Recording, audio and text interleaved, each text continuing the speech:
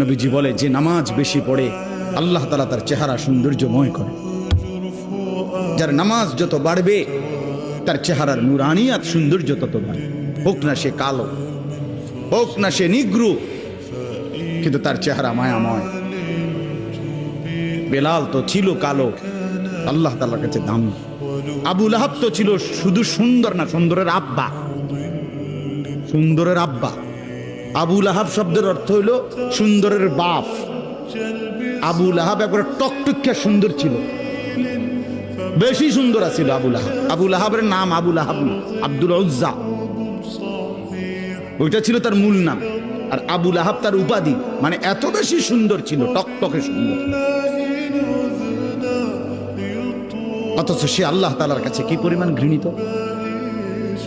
কি ভাই, বেলাল কি পরিমাণ প্রিয়।